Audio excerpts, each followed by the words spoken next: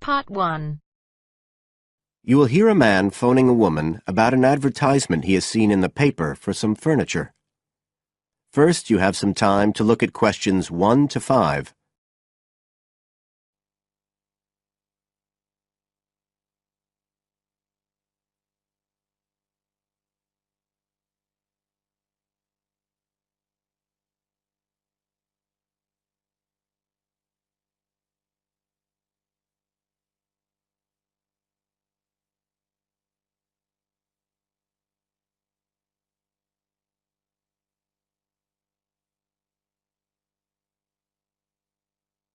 As you listen, because you will not hear the recording a second time.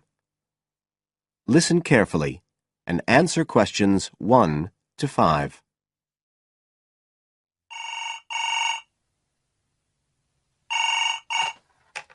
Hello? Oh, hello. I'm ringing about the advertisement in yesterday's newspaper. The one for the bookcases. Can you tell me if they're still available? We've sold one, but we still have two available. Right.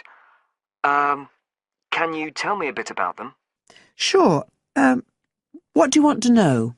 Well, I'm looking for something to fit in my study. Well, I'm not too worried about the height, but the width's quite important. Can you tell me how wide each of them is? They're both exactly the same size. Let me see, I've got the details written down somewhere. Yes, so they're both 75 centimetres wide and 180 centimetres high. Okay, fine. That should fit in okay. And I don't want anything that looks too severe. Not made of metal, for example. I was really looking for something made of wood. That's all right. They are, both of them. So, are they both the same price as well? No, the first bookcase is quite a bit cheaper. It's just £15. We paid £60 for it just 5 years ago, so it's very good value. It's in perfectly good condition. Well, they're both in very good condition, in fact. But the first one isn't the same quality as the other one.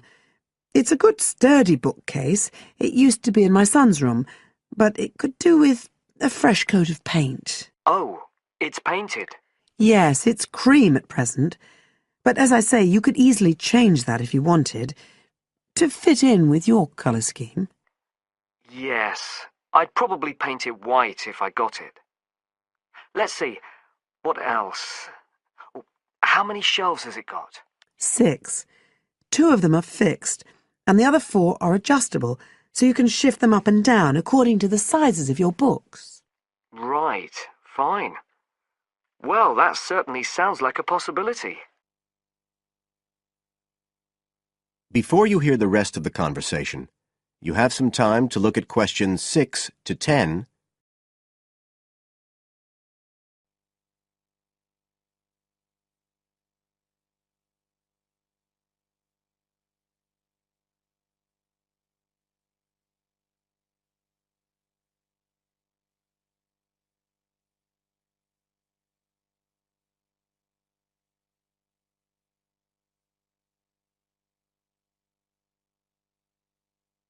Now listen and answer questions 6 to 10.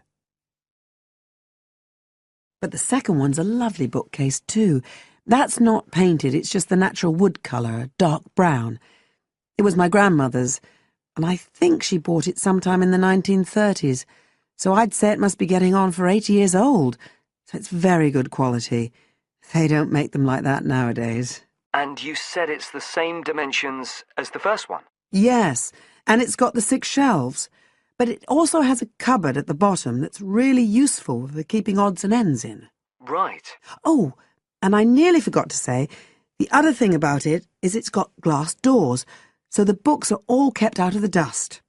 So it's really good value for the money. I'm really sorry to be selling it, but we just don't have the room for it. So what are you asking for that one? £95. It's quite a bit more, but it's a lovely piece of furniture. A real heirloom. Yes. All the same, it's a lot more than I wanted to pay. I didn't really want to go above 30 or 40. Anyway, the first one sounds fine for what I need. Just as you like.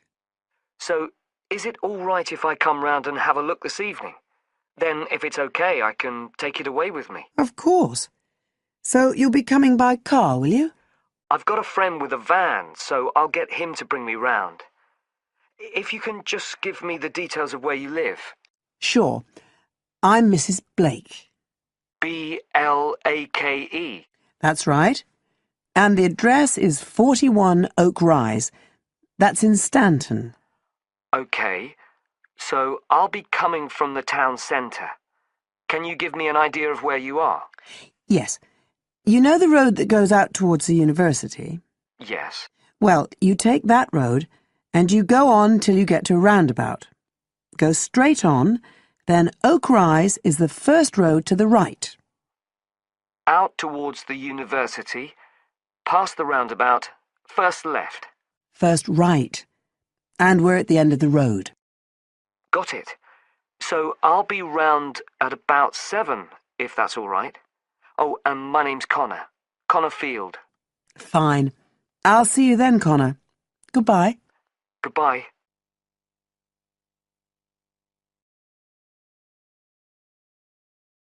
That is the end of part 1. You now have half a minute to check your answers.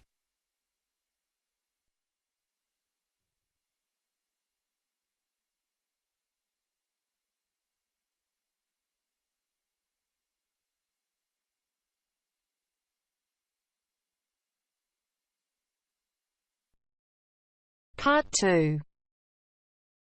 You'll hear a talk by a security worker from Sydney Airport who is introducing the day-to-day operations of the Australian Quarantine Service. First, you have some time to look at questions 11 to 17.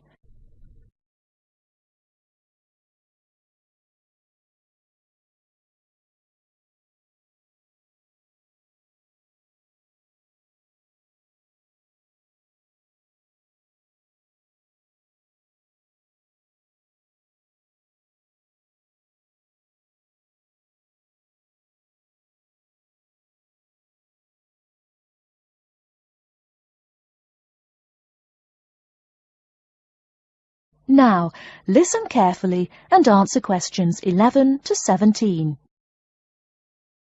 Hi everyone and welcome to Sydney Airport.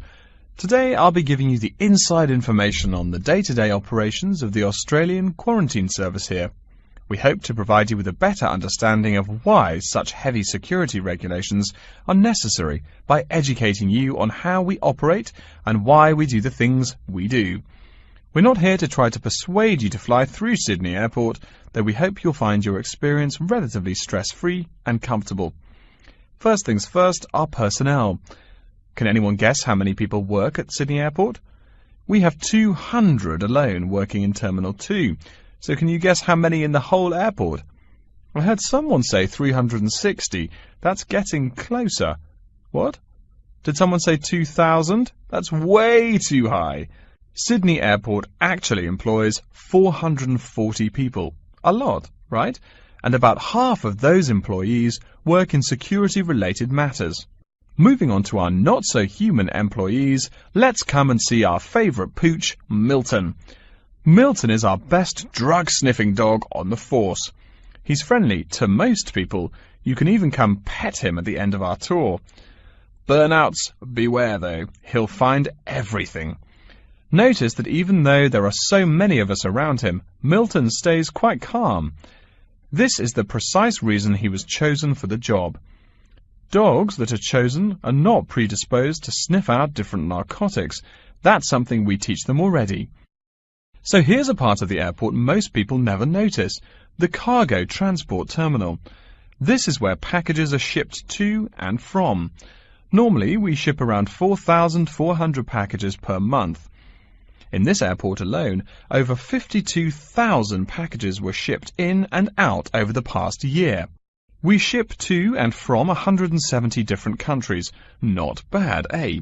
Probably it will go up to over 72,000 packages this year. And despite over 100 flights in and out of here daily, the number of lost or delayed packages is impressively low. If you send your package through here, rest assured we'll get it where it's going.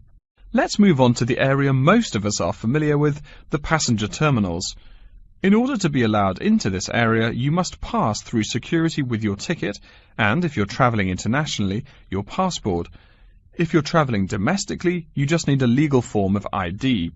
If you don't have those, you will not be allowed to pass through security and board your flight. During the security scan, your carry-on items will be checked for dangerous items such as weapons, sharp objects, and liquids that exceed our specified limit. If you attempt to pass any of the prohibited items on this list posted at the entrance, you are still allowed to board the plane, but you'll be given a warning and your item will be confiscated.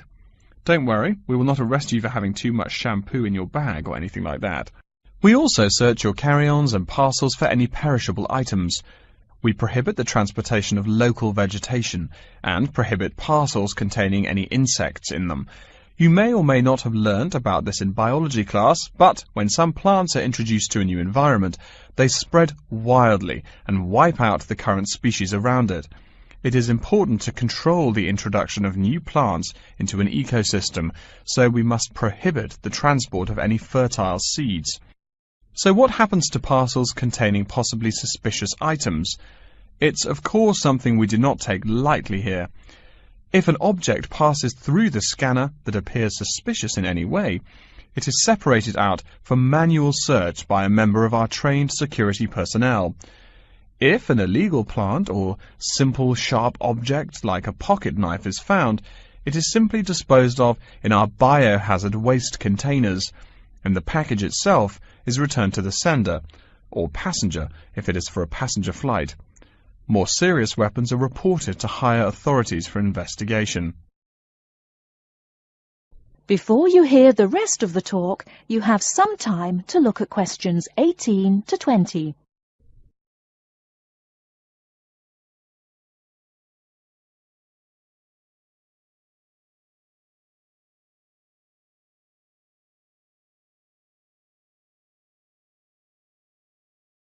Now listen and answer questions 18 to 20. As far as parcel security, the material of the parcel is important. For shipped goods, the most common material used and the most widely accepted is paper. Make sure it is packed sturdy enough with no rips or tears.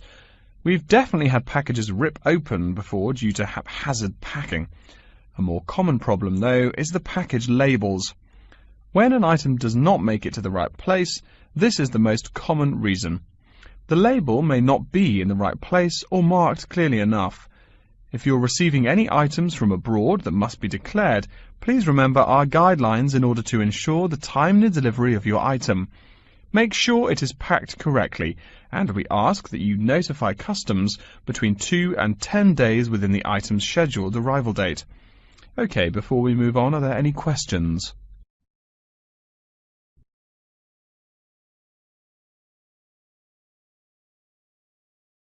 That is the end of part 2. You now have half a minute to check your answers.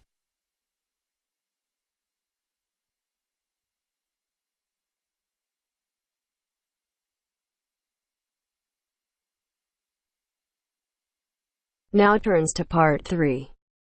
Part 3. First, you have some time to look at questions 21 to 25.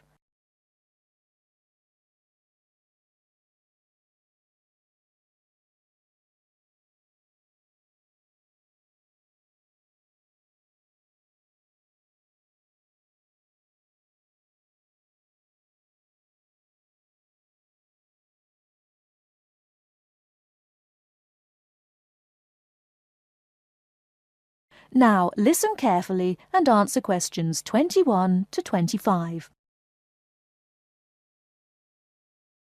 Welcome to Orientation Week. Today I am here with the captain of our school's women's gymnastics team.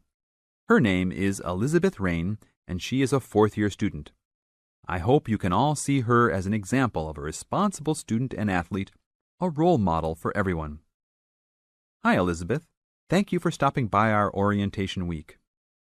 Thank you for having me. Welcome to our university, everyone. If there are any of you thinking about joining our school's athletic program, I would strongly encourage you to do it.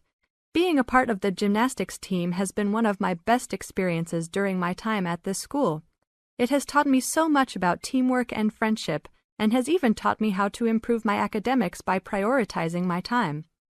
I have some questions that I am sure the students will want to know the answers to as well. First of all, how did you find the time to do well in classes as well as train for gymnastics? Prioritizing is the key. You must be very organized. Every day I wake up and I know what I must do for the day. I plan things in order of importance. For example, if today I have a competition for gymnastics in the afternoon, then I know I have to finish my homework and studying in the morning. In other words, keeping an organized schedule of your priorities is very important. Can you explain to the students a little bit about your study habits? Well, I usually try to take classes that I'm interested in. This way, I have no excuse not to study because I chose the classes out of my own preference.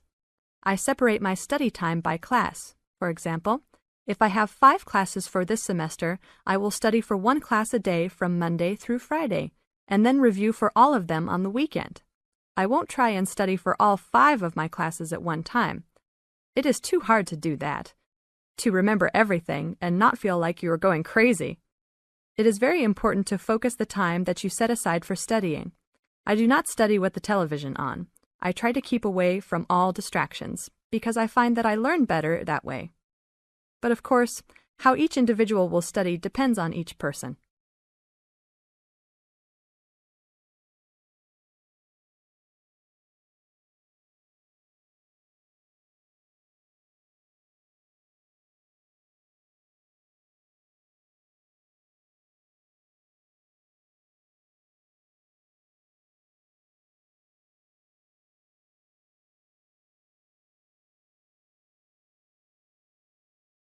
Now listen and answer questions 26 to 30.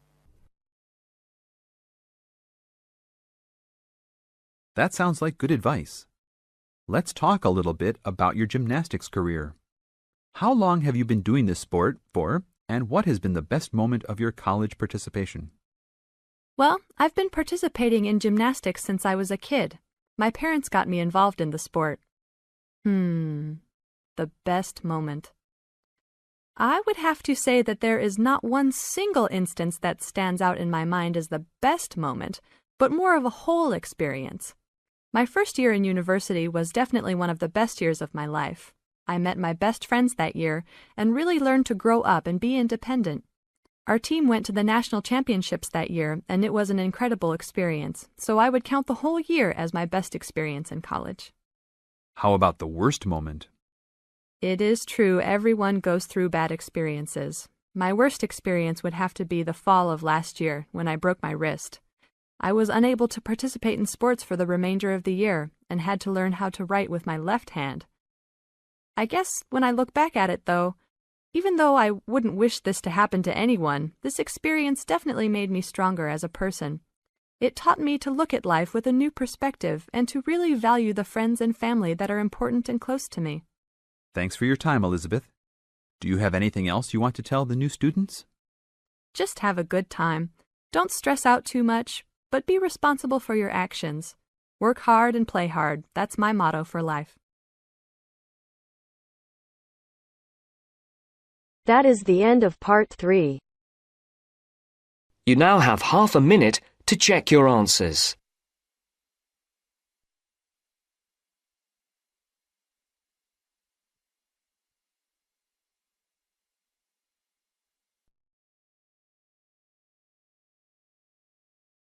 Now turns to part 4.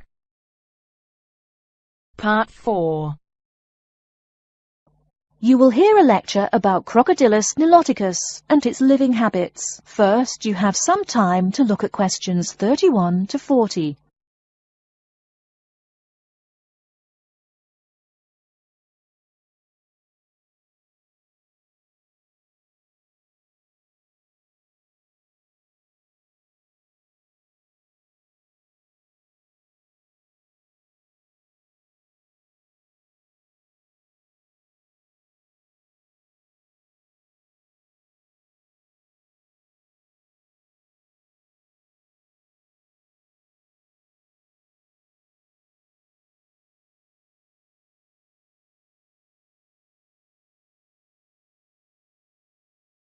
Now listen carefully and answer questions 31 to 40.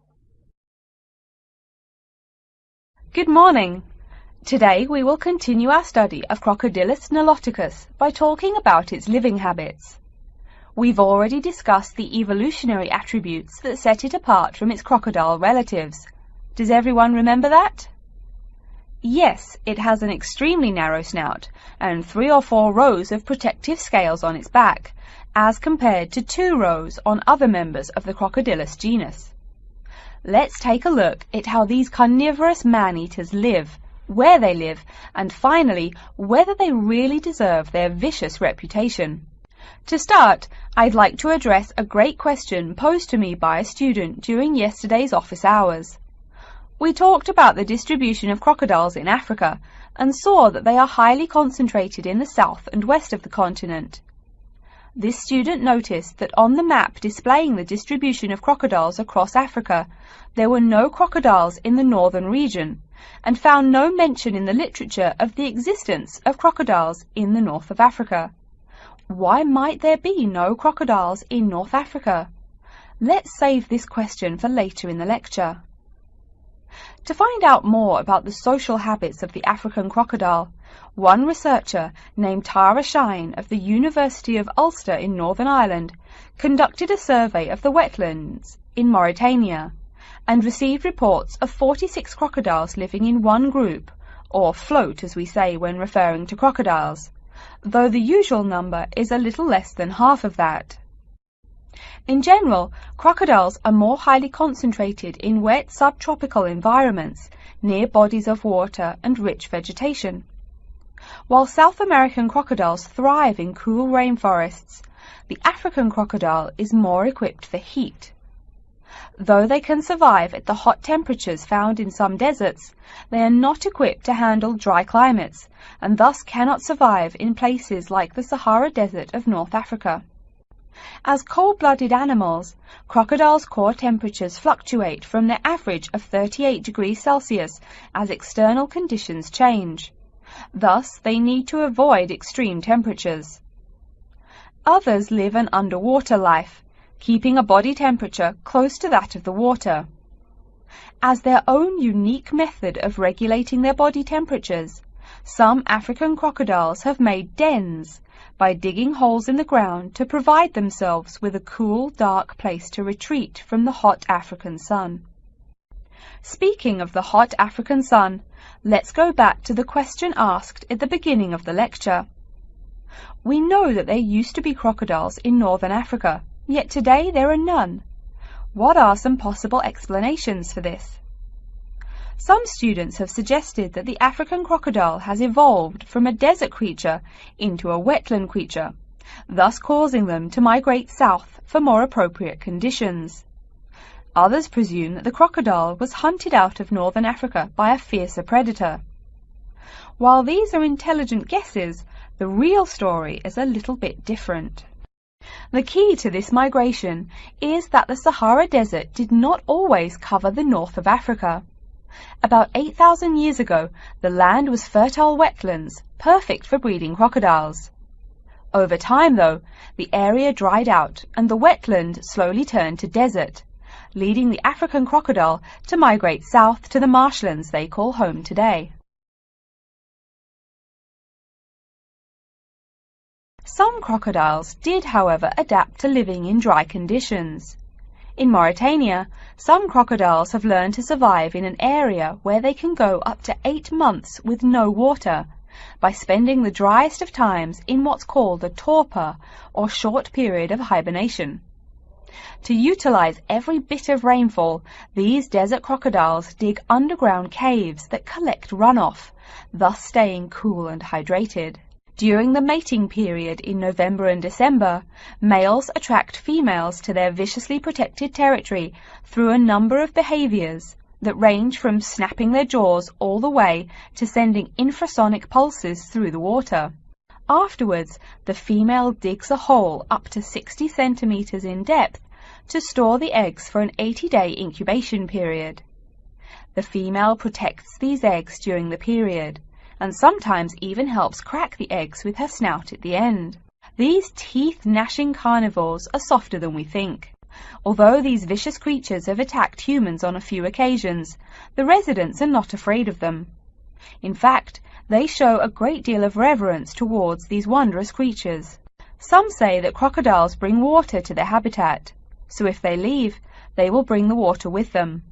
Obviously, this is not true, but it demonstrates the admiration the inhabiting people have for crocodiles. Generally, crocodiles do not predate on humans. They attack when humans populate the crocodile's habitat, instilling fear and uneasiness in the crocs. Like any other species, crocodiles are known to attack when feeling fear. There's still a lot more to be discovered about the African crocodile. Researchers want to know more about the population size, how many crocodiles inhabit Africa in all, how they form separate floats, etc. There is still also much to learn about migration patterns and relations to other populations of crocodiles now found in other parts of the world. Next time, we'll examine a few specific case studies of crocodile populations in southern Africa.